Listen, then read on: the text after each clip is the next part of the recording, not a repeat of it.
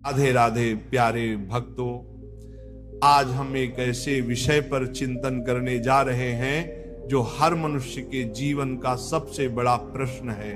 दुख क्यों है, चिंता क्यों है, डिप्रेशन क्यों है। भक्तों, हर मनुष्य अपने जीवन में सुख चाहता है, कोई ऐसा नहीं जो दुखी होना चाहे, पर फिर भी हर घर में रोना है, हर मन में बेचैनी है, हर आत्मा तड़प रही है। ये कैसी विडंबना है कि जिसे भगवान ने आनंद स्वरूप बनाया वो आज दुख और चिंता का केंद्र बन गया। प्यारे भक्तों, इसका उत्तर बहुत सरल है, अज्ञान। हाँ, केवल अज्ञान। मनुष्य जिस क्षण अपने स्वरूप को भूल गया, उसी क्षण से उसकी चिंता, भय और दुख की यात्रा शुरू हो गई। जिसने ये जान लिया कि मैं शरीर नहीं हूं, मैं आत्मा हूं, सच्चिदानंद स्वरूप हूं, वह उसी क्षण मुक्त हो गया। और जिसने ये नहीं जाना, वह शरीर के साथ बंध गया, संबंधों में उलझ गया और दुखों का व्यापारी बन गया। प्रेमी आत्माओं, आप सोचिए, जब कोई आपका अपना मर जाता है तो क्यों दुख होता है? क्योंकि आप मान बैठे कि वह मेरा था, पर वास्तव में कौन किसका है? जिस शरीर को आप अपना कह रहे हैं वह भी आपका नहीं है।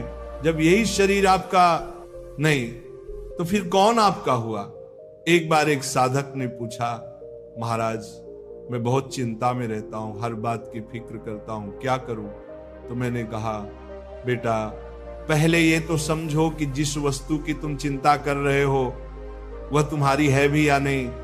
जिसके लिए चिंता कर रहे हो वह वस्तु कुछ दिनों बाद मिट्टी में मिल जाएगी। जिसके लिए रो रहे हो वह भी क्षणिक है।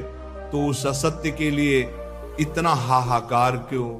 भजन प्रेमियों, जब आप संबंधों का विस्तार करते हैं तो आप अपने दुख का विस्तार करते। जितना मोह बढ़ाओगे उतनी पीड़ा बढ़ेगी, क्योंकि मोह का अर्थ ही है जो वस्तु नश्वर है उसे अमर मान लेना।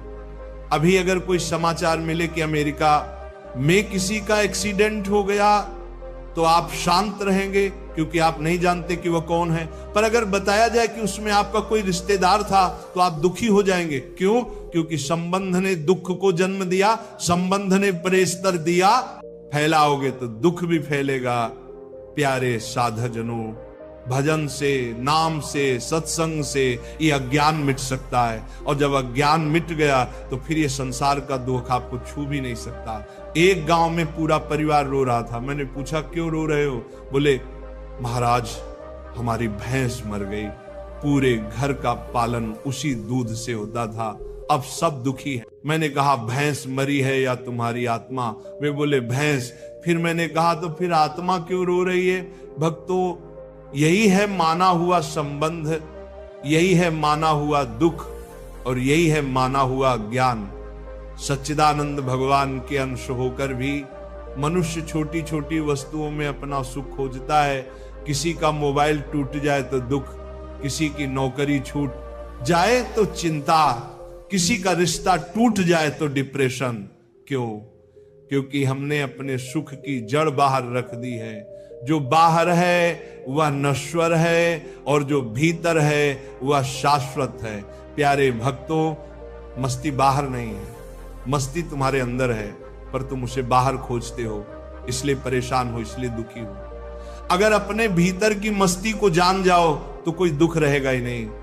प्रेमी आत्माओं, शरीर आपका था क्या? सोचो जरा, 50 साल पहले ये शरीर था क्या और 50 साल बाद रहेगा क्या? न पहले था न बाद में रहेगा। तो फिर ये मेरा कैसे हुआ? फिर भी कितना अपनापन है कि शीशा देखकर कहते हो मैं, यही मैं। यही तो सब दुखों की जड़ है, यही मैं जन्म और मृत्यु का कारण है। भगवान ने कहा, जननी जनक बंधु सुत दारा तनु धन धाम सहित परिवार, सबकी ममता ताग बटोही, मम पद मनहि बांध बर डोरी। मतलब इन सबके प्रति जो ममता है वही दुख का कारण है। और जब मन भगवान से बंध जाता है तब यही ममता मोक्ष बन जाती है। सज्जनों, ये संसार एक खेल है। जैसे कुम्हार चाक पर बर्तन बनाता है, एक तरफ चाक घूमता है, दूसरी तरफ बर्तन आग में तपते हैं, वैसे ही सृष्टि, पालन और संहार तीनों क्रियाएं चल रही हैं।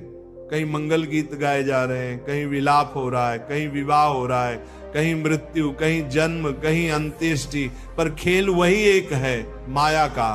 और ये संसार एक फिल्म है प्यारे भक्तों, एक झूठी फिल्म। आप ही उसके निर्देशक हैं, आप ही अभिनेता, आप ही दर्शक के। जब तक आप समझते नहीं कि ये फिल्म झूठी है, तब तक आप हंसेंगे भी, रोएंगे भी। पर जब आप समझ जाओगे कि ये माया का खेल है, तो फिर मुस्कुराते हुए देखोगे। फिर कोई मर जाए तो भी भीतर शांति रहेगी, क्योंकि आप जान जाओगे कोई मरा नहीं, केवल शरीर बदला। भजन प्रेमियों, लोग जन्मदिन मनाते हैं, पर क्या ये मनाने की बात है या रोने की? 1 वर्ष और चला गया, 1 वर्ष जीवन कम हुआ। हर बर्थडे का मतलब है तुम मृत्यु के 1 साल और करीब आ गए।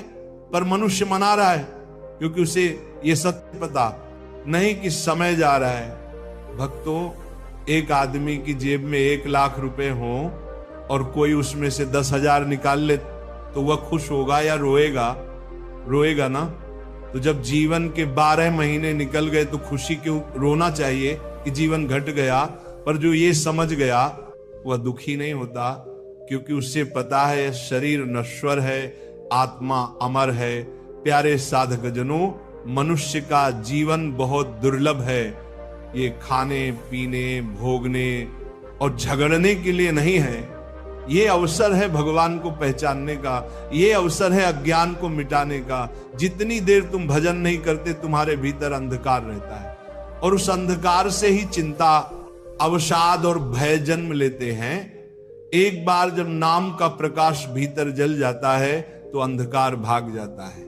एक भक्त ने कहा, महाराज मैं 1.5 साल से सत्संग सुन रहा हूं, पहले डिप्रेशन में था पर अब बच गया।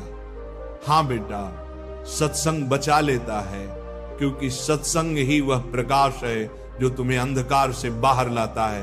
बड़े भाग सत्संग प्राप्ति, बिना ही प्रयास हुई भव भांति। जो ध्यान से सत्संग सुनता है वह भवसागर से पार चला जाता है। भक्तों, भगवान को भोग नहीं चाहिए, उन्हें चाहिए तुम्हारा स्मरण। स्मरण का अर्थ है हर क्षण ये जानना कि मैं उसी का हूं। नाम जपो, चाहे राम, चाहे कृष्ण, चाहे राधा। जो नाम तुम्हें प्रिय लगे उसी में डूब जाओ। नाम ही एकमात्र औषधि है। जा सुनाम भव भेषज, हर घोर त्रय ताप। जिसका नाम सब दुखों का नाश कर देता है, वही है भगवान। इसलिए प्यारे भक्तों, नाम जप करो, सत्संग सुनो और समझो यह संसार स्वप्न है, इसमें दुख नहीं है। दुख केवल अज्ञान है। जो समझ गया वो मुक्त हो गया, जो समझ गया वो चिंता से पार हो गया, जो समझ गया वह डिप्रेशन से निकल गया। भक्तों, भगवान ने स्पष्ट कहा, मम वांशो जीव लोके जीव भूतः सनातन। हम भगवान के अंश हैं, तो जो अंश है आनंद का, वह दुख में कैसे रह सकता है? बस भूल ही सब कारण है। इसलिए स्मरण रखो, संसार झूठा है, भगवान सत्य है। शरीर झूठा है, आत्मा सत्य है। मोह झूठा है, प्रेम सत्य है। नाम लो, नाम जपो, नाम में जियो, सब ठीक हो जाएगा।